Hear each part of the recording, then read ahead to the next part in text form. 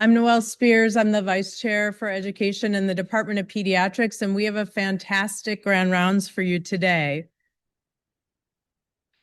Dr. Stefanie Ames is currently a pediatric intensivist and associate professor in the Department of Pediatrics at the University of Utah School of Medicine in Salt Lake City. She attended Southern Illinois University School of Medicine and completed her pediatric residency at the University of Utah. She may look familiar because she then completed her pediatric critical care fellowship right here at Children's Hospital of Pittsburgh.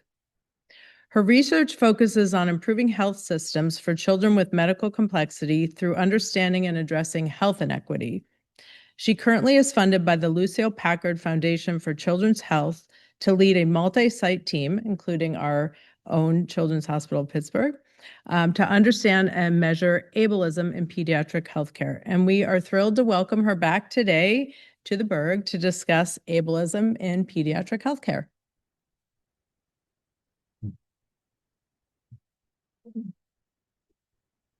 Thank you so much. I'm really honored and grateful to be here today to talk to you about some of our research that we've been doing on ableism and really focusing on the lived experience perspective. I have no conflicts of interest to disclose.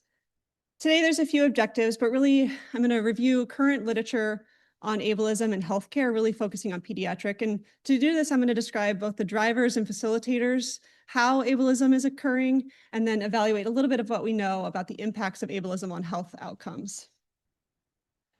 So just to begin and kind of level set, I'm going to provide a definition of discrimination, which I'm sure most of you are familiar with. Discrimination is unjust or prejudicial treatment of people from different categories, and it can be either a negative action or a lack of consideration given to an individual or group. And we know that discrimination occurs in healthcare. This study shown at the bottom here is from 2020, where over 2,000 adults in healthcare, the US healthcare system, were asked about discrimination experiences in medical settings, and 1 in 5 reported that they had experienced discrimination from some part of their identity. But today's talk is really about ableism, which is specifically discrimination against people with disability. And it can be both those negative actions or lack of consideration. I also really like this definition, which is ableism is baked in the fact that it's the beliefs and processes and practices that recognize a particular kind of body or self as a standard, in which disability is then cast as a diminished state of being human. And I hope you'll see throughout this talk that ableism is insidious. It can kind of creep up on people. It's ubiquitous, and it's really embedded into our healthcare system and structures. This is a conceptual model that I have developed to organize my research, and we're going to walk through this, but there's a lot of words on this slide, so I've really distilled this down into kind of 3 categories, what we're going to talk about today. First is the drivers, which is why ableism occurs. Second is the experiences, or how is this manifesting? How are families experiencing this? And finally, so what? The health outcomes. It's important to understand how these experiences impact health so that we can develop intervention and prevent them from occurring. So first, we're going to start with the drivers, or the why this occurs. Throughout this talk, I'm going to talk about several studies that we've conducted, but one of them is this qualitative study we conducted in 2021 and 2022. We interviewed caregivers of children with medical complexity who are a subset of children with disability who access healthcare frequently. And we purposefully interviewed these families because these frequent healthcare encounters put them at increased risk for exposure to discrimination. And through these interviews, we identified multiple themes relating to ableism in pediatric healthcare, and some of those themes related to the drivers, or the parent-perceived drivers of discrimination. And the first parent-perceived driver, or first theme that we found, was clinician assumptions and bias. This is a quote from our study. They're being influenced by their perception of disability or kids with this diagnosis or whatever it is.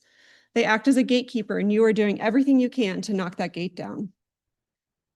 And we know that there is a lot of literature to support that there is bias against disability in our society as well as in healthcare. And again, a couple definitions before showing some other data. There's 2 types of bias generally when we think about bias. There's explicit bias, which is a really conscious perception of a preference for a group of people. And often people allow this explicit preference to affect their attitudes and their behaviors. but the preference is really conscious. There's also implicit bias, which is more subconscious. It's a subconscious association between two attributes that may not be related. And we all have implicit bias. It imprints on us throughout our life.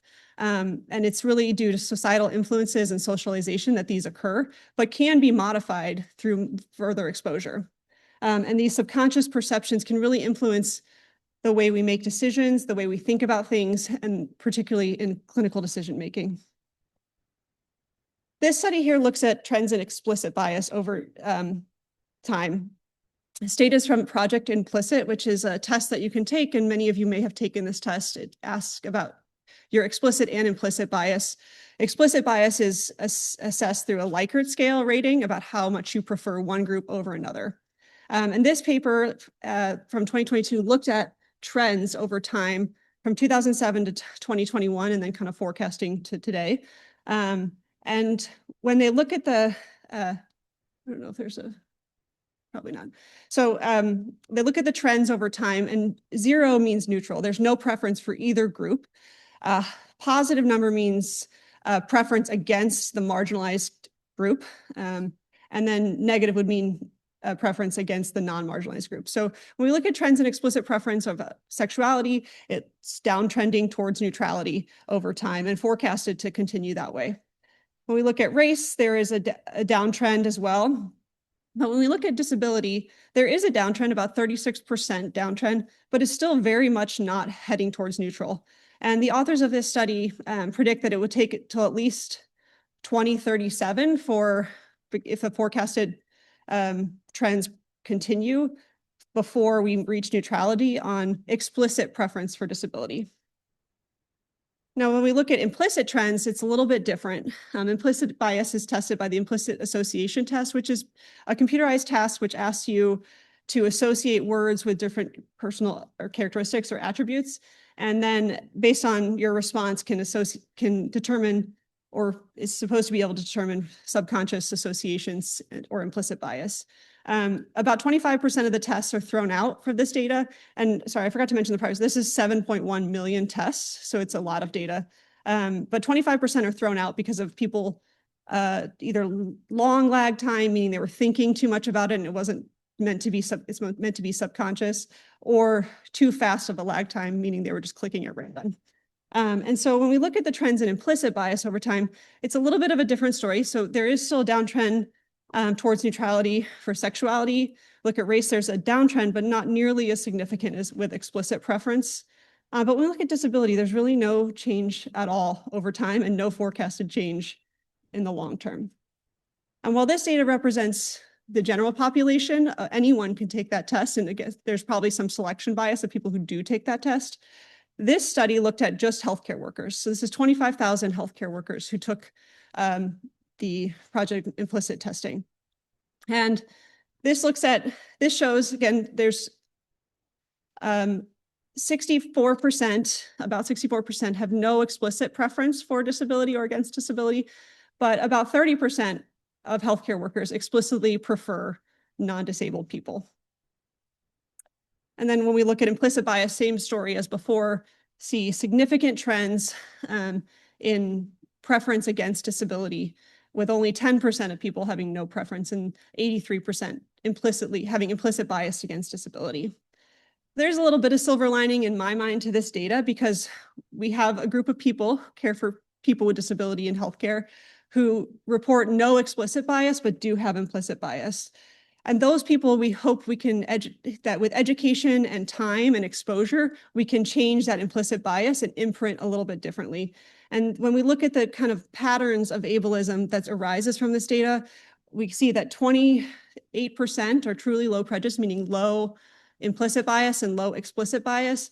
But the majority are what we call adversive ableists, meaning majority report no explicit bias, but have implicit bias. And those are people that through education and training can hopefully modify to become truly low prejudice.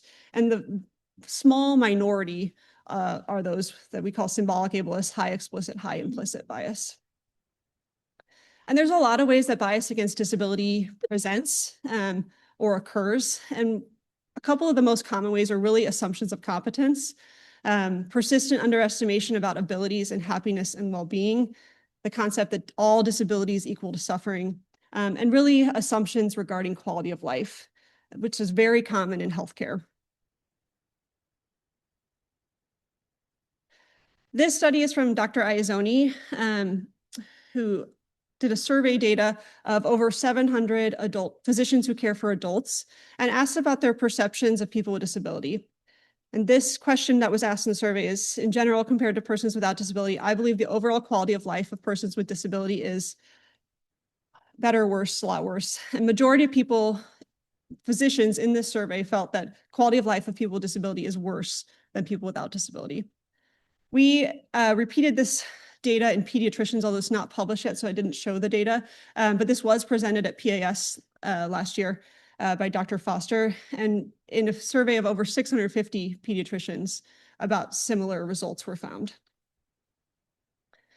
And this finding is repeated over and over again in the literature, where physicians or healthcare workers assume the quality of life of a person with disability is poor.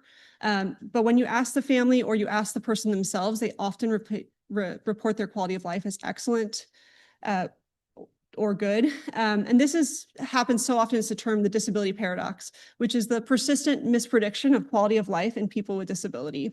And this represents a significant bias against disability and can really influence decision-making and the way we think about patient care.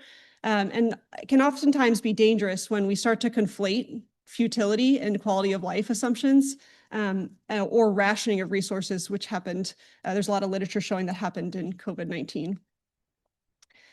And so I think if we could take away one thing from this talk, it's really that you cannot predict somebody else's quality of life without really understanding their value system and understanding their expectations. And so this definition from the WHO defines quality of life, and it's helpful for me to show this because it really puts it into the individual's perception. So it's the quality of life is an individual's perception of their position in life in the context of the culture and value system in which they live in relationship to their goals, their expectations, their standards, and their concerns.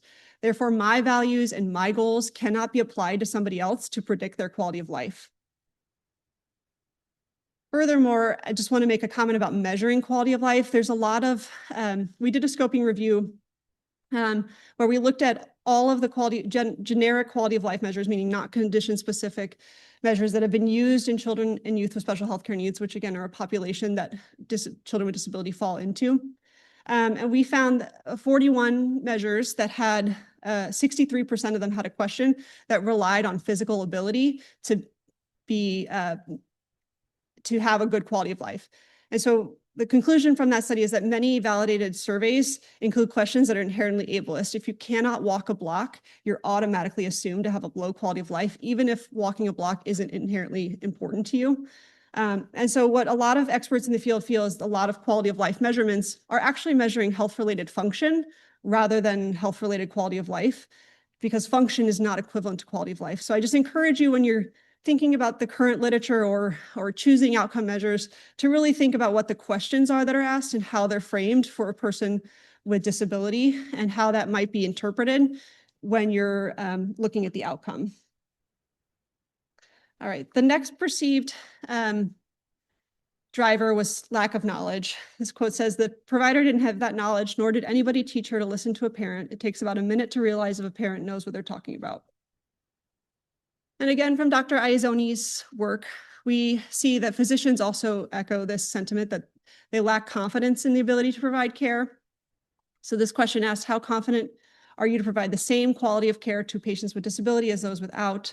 And only 41% said very confident, although 48% said somewhat confident. I think we're all hoping for very confident physicians in the care of our children. And again, when we looked at this for pediatrics, only 27% felt very confident. There's a lot of reasons for this. Most of it's based in lack of education and training. So there is very limited historical training on disability and medical education. There's a lack of standards, although there are some organizations that are trying to produce a standard of disability education through exposure. And oftentimes medical curriculums rely on ad hoc faculty or ad hoc experiences that may not be regulated. And kind of underlying all of this is a medical model of disability, which inherently says that disability is an individual's problem, that we need to fix the individual, versus a lot of disability advocates promote the social model, which is that disability is a part of humanity, and that we need to make sure that we provide a society and remove barriers from people with disability so that they can participate in the same way. Dr. Hatra also recently published this paper looking at GME training on disability. And this paper, they evaluated all the milestones for all GME and found that 38% of GME training courses or specialties do not have any core competencies related to disability, despite that being a population that's significantly cared for, such as including pediatrics. The next perceived driver was reported as clinician apathy, but also unwillingness to provide care. This quote says, "When we had to leave that appointment and he had to know that the doctor didn't think it was important to help him, it was shattering. He pieces it together. There are things that the doctor won't take seriously because he's in a wheelchair." And this, again, back to Dr. Iazoni's paper, kind of supported is by the physician perspective when they ask, to what extent do you agree or disagree with the following statement? I welcome patients with disability into my practice. And only about half, a little more than half, strongly agree with this statement. And when we look at pediatricians, it's a little better than this. This is one aspect that the pediatricians more strongly agree. About 80% of pediatricians strongly agree. That still leaves about a quarter of people who do not strongly welcome a patient population that it needs access to healthcare into their practice.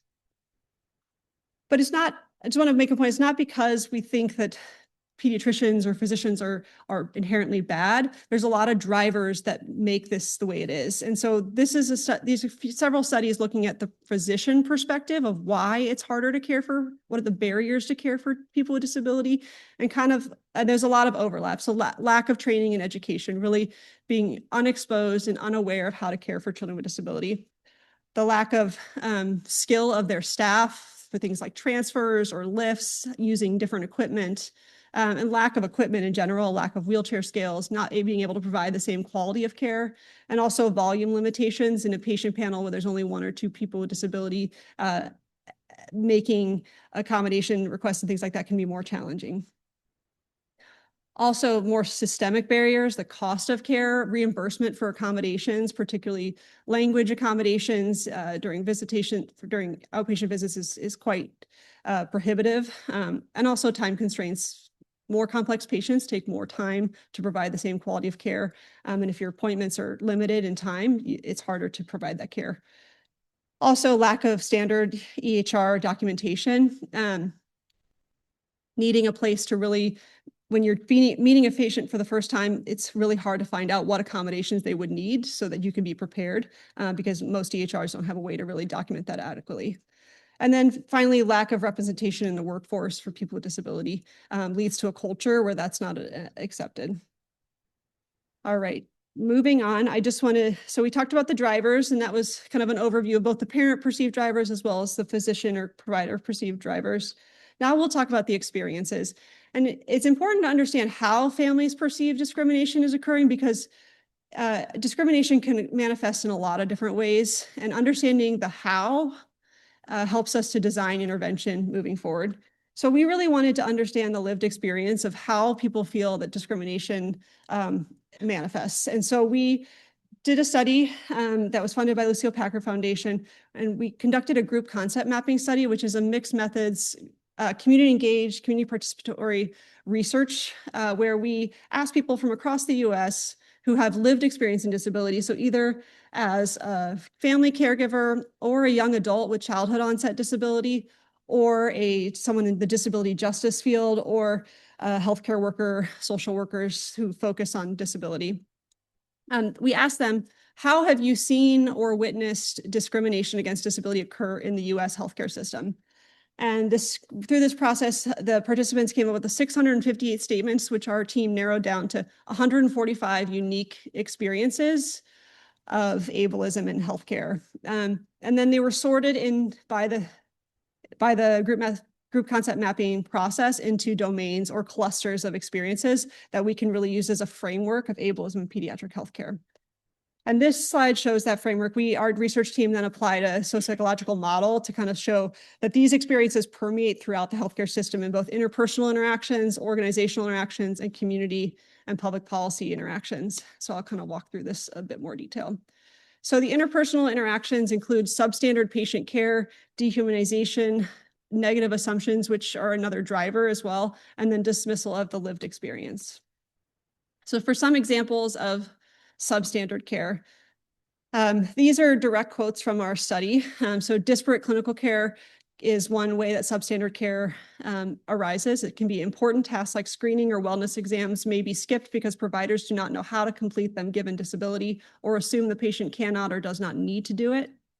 Inappropriate treatment of pain was something that came up in all of our studies, which was surprising to me, but is also reported in the other literature. I think the assumption is pain looks like they'll pull away, looks like they'll cry. She doesn't respond to pain that way, but it's still aversive. And then not offering treatment was another way that substandard care occurred. Our toddler was refused glasses. The doctor said glasses would improve quality of life, but based on his life expectancy, we should wait and see. Other issues around substandard care arise involving, as an ICU physician, see this from time to time about DNR status and coercion of DNR or passive aggressive remarks regarding DNR. Sorry, it's not going forward. Okay. The next way that interpersonal discrimination occurred is dehumanization. They mistreated her and treated her like a robot. Every single time a nurse walked in the room, they treated her like she was not even there. Dehumanization really refers to a lot of different ways that patients are taken out of, their humanity is taken away. They can look like the lack of acknowledgement because of presumed incompetence or presumed ability when examining or talking to patients. But it also can look like inappropriate interactions that really, again, relate back to presumption of competence when you're examining patients and not talking them through what you're doing because you presume incompetence, or a lot of inappropriate or really derogatory comments to the caregiver. Again, not made out of malice, but sort of lack of awareness that these are harmful to the parent. And then the final interpersonal discrimination experience was dismissing and devaluing the lived experience. Parents are ignored or not acknowledged for their expertise in the child's care. Doctors talk to me like I'm new to the diagnosis after 18 years of parenting and learning about her syndrome. I'm overlooked because I'm a mom and not the professional. So these experiences that we talked about are all experiences that really are in control of the provider and the patient. It's really in that direct interaction, and the bias and assumptions can influence those experiences. These experiences are more a little outside of the interpersonal communication and more of an organizational or institutional, and really about the culture of organizations and the way that organizations and institutions kind of run the show. So the first is policies and procedure. This can refer to anything that, back to that definition of disability, it's not just negative actions, it's also lack of consideration towards a group. And so a lot of policies and procedures are put in place in institutions for good reason, but without consideration of disability. So this is one example from our study: lack of flexibility in scheduling and late arrival policies that do not consider transition issues, unforeseen events, physical issues, toileting needs, impaired mobility, complexity, transportation. We had a family member talk about an experience with telehealth where she lived in New York, and to get to the doctor, it was a several-hour experience. They needed to do a G-tube revision for the formula, but the physician wanted to see her in person. For a 5-minute visit, it took her 8 hours to go there and back. And so considering telehealth, her argument was that telehealth could have been used for that, but because of the policy of the institution, it wasn't. The next is the built environment, and I think this is a bit more obvious to a lot of people. So having accessible parking, accessible valet, accessible elevators and doors and building spaces, wide enough patient rooms and equipment, wheelchair scales and lifts, things like that. And also just the sensory atmosphere of the waiting room are all important when we think about disability. This is a little bit more nuanced, but check-in kiosk that couldn't be lowered for a wheelchair user. The reception staff said, that's okay, she can check in with us. And I had to tell them it's not okay because my daughter wanted to check in like other kids. And then finally, normalized inequity. This is a bit harder. It's, again, more about the institution's culture and expectations that we put on families and children with disability. And so this is the unwritten rules of institutions or the practices that occur within units without really it being documented. And so this one parent said, when the families of complex patients are expected to do all the nursing care while inpatient, they felt that was discriminatory because it's not equal across populations. The next, lost track of time. The next experiences we're going to talk about are broader than just the institution. So these are systemic ableism. And these are things that are outside the control of just this hospital. But they do provide barriers to care, and they also disproportionately disadvantage people with disability. So insurance standards and coverage, this can look a lot of different ways, but denying equipment or quantities or replacements. There's a lot of experiences in our data that really show a lack of access to care because of insurance coverage or lack of access to quality equipment because of insurance coverage. Next is lack of access to resources and services. The lack of access to providers, particularly mental health care and dental care, was another one that came up a lot. Due to medical complexity or developmental complexity, people are not comfortable providing or managing these patients. That makes it harder for patients to access care.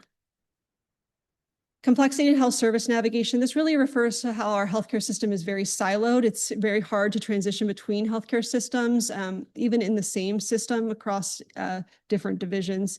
And so this quote says, no one was responsible for assuring that nursing care happened at home. There were frequent cancellations with no substitution, and no one was accountable.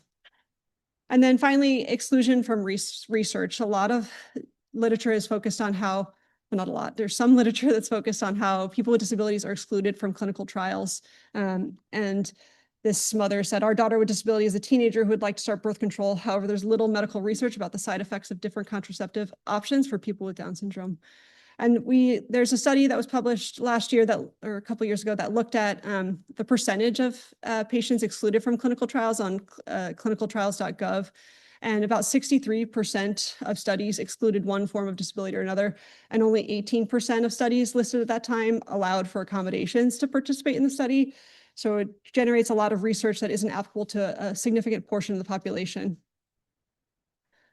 And I just wanted to make a comment. I'm not a disability legal expert, but the thing that's really stark to me is that these experiences that I described are happening now or recently, despite many laws that make them illegal, including the updated 504, which says you cannot make decisions based on your assumption of someone's disability, particularly quality of life, or assumptions of ability to be compliant.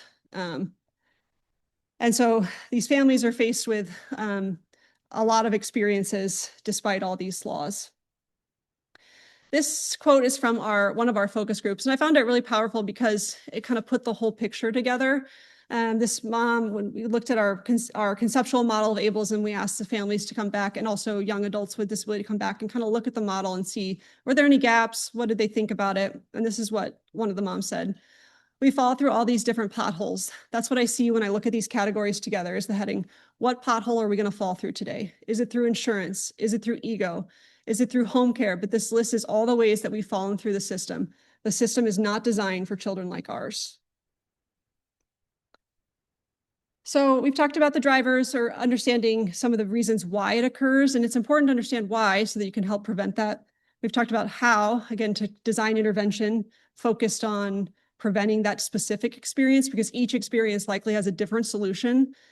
And now we'll talk about health outcomes. Why does this matter? Why do we need to urgently address this?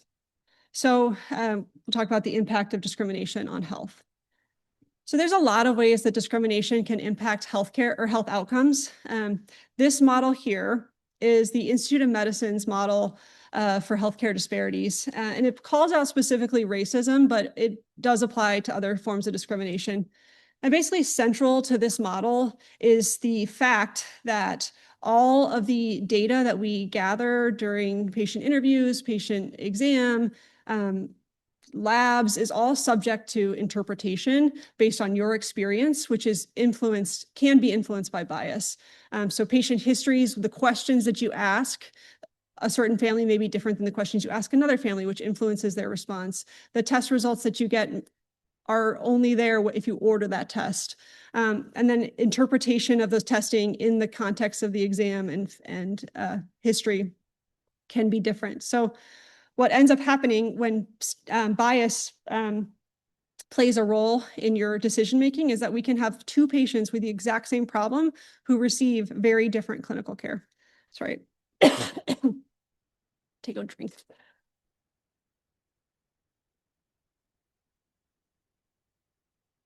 But it's not just through bias that we can have an impact on health outcomes. Sorry, I apologize. There's something stuck in my throat.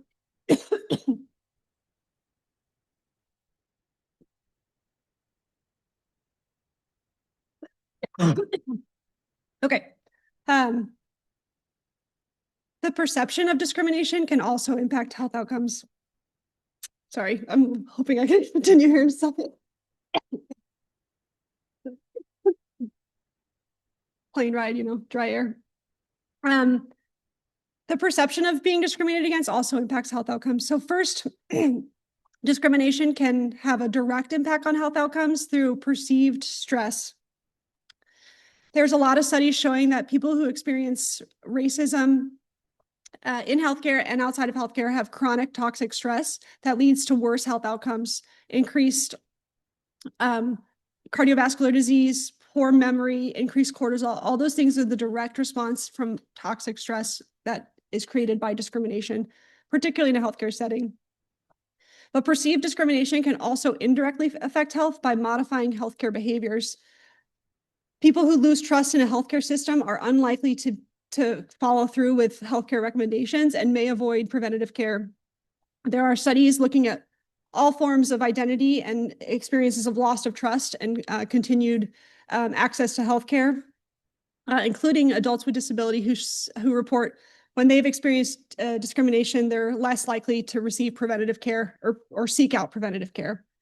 So we wanted to kind of replicate this study in pediatrics. And so we recently published a paper looking at ableism and healthcare utilization, how ableism is associated with healthcare utilization using the National Survey of Children's Health.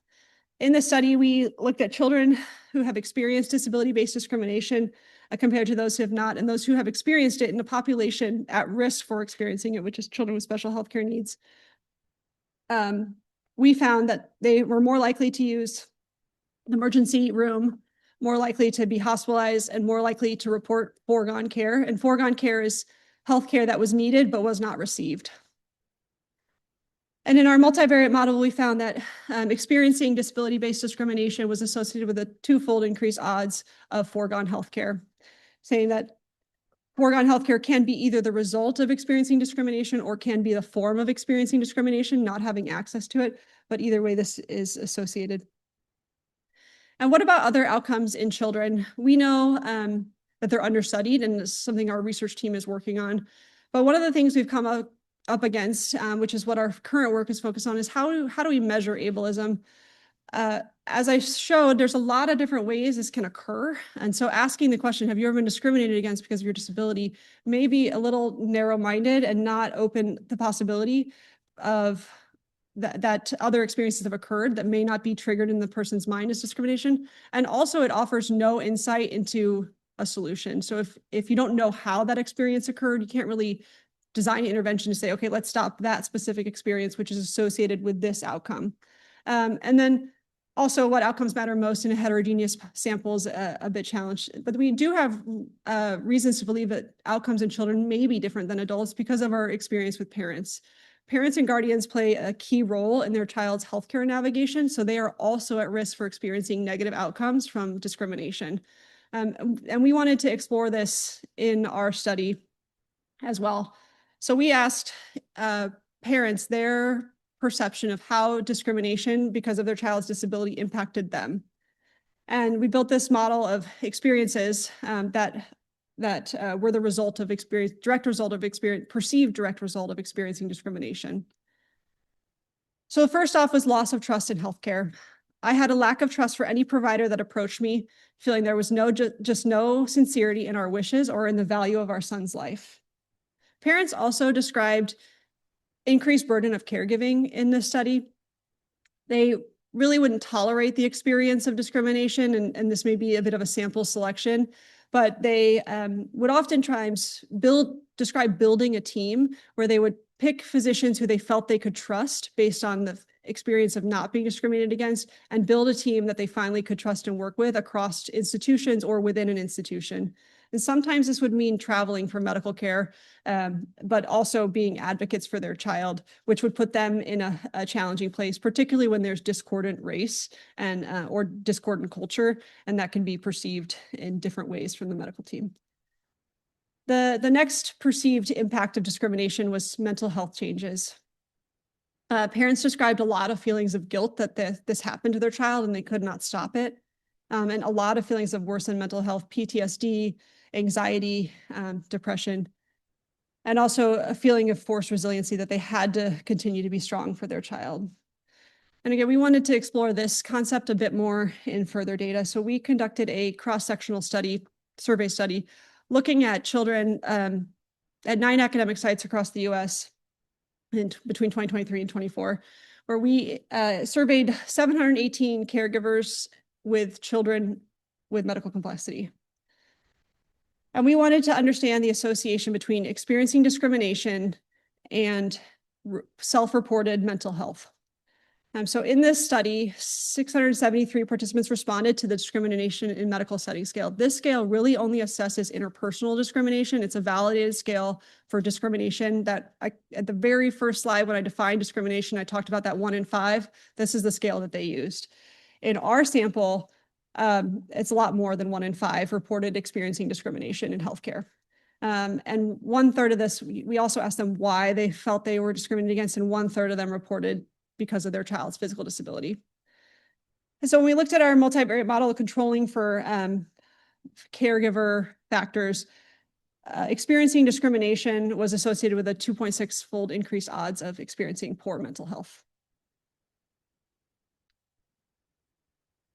And one thing that I haven't mentioned, but is really important to talk about and understand, is that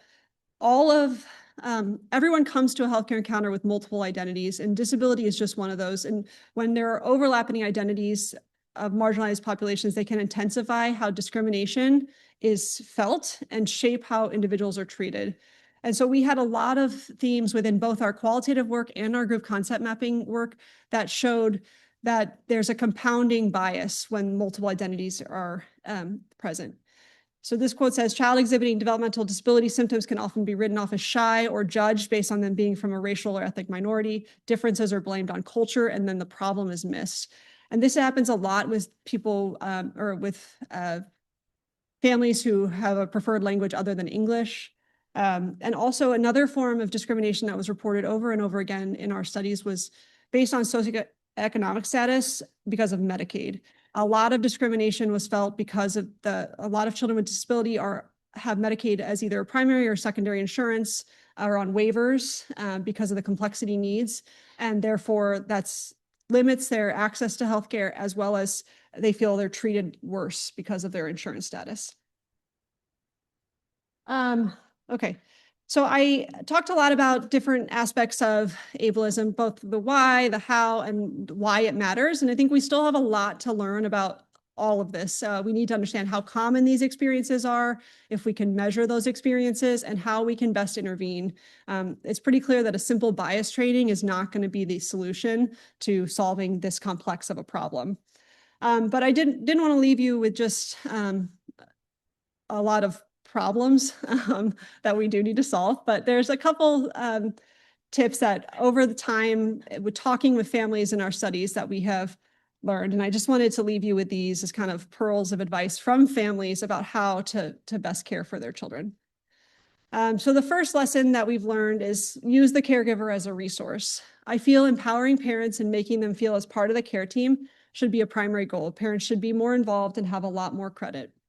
One of our partners on our work, Danielle Gerber at University of Wisconsin, They lead what's called a family-led academic grand rounds. It's something that I would encourage you to look into. Basically, family members come and put on a grand rounds for the medical community, and you can join via Zoom and talk about their experiences in healthcare and give that more lived experience version of what I'm saying, or different perspectives. And it's really powerful to hear their stories.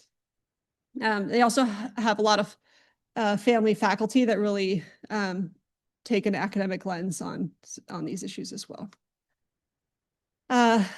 The next lesson is show interest in the child as a person, not just a patient. You can tell the difference between a doctor that is looking at a bunch of files and a doctor that comes in and looks at her and treats her like a human.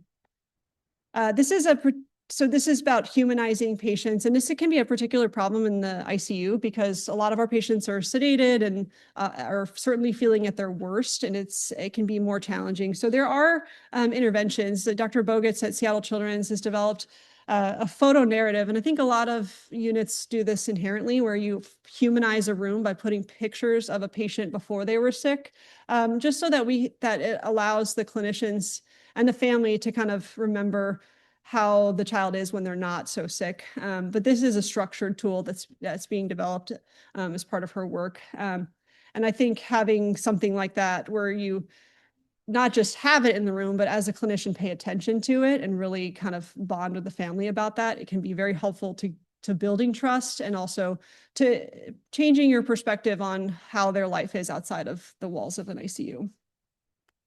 And finally, be willing to learn and adapt. The ability to think outside of a box and recognize that as a provider, you're also still growing, was what one family said.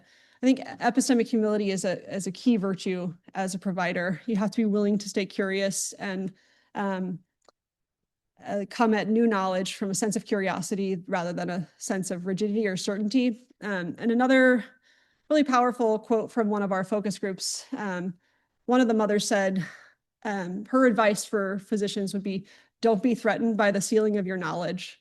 When you reach the ceiling, it's okay. We all will reach it at some point.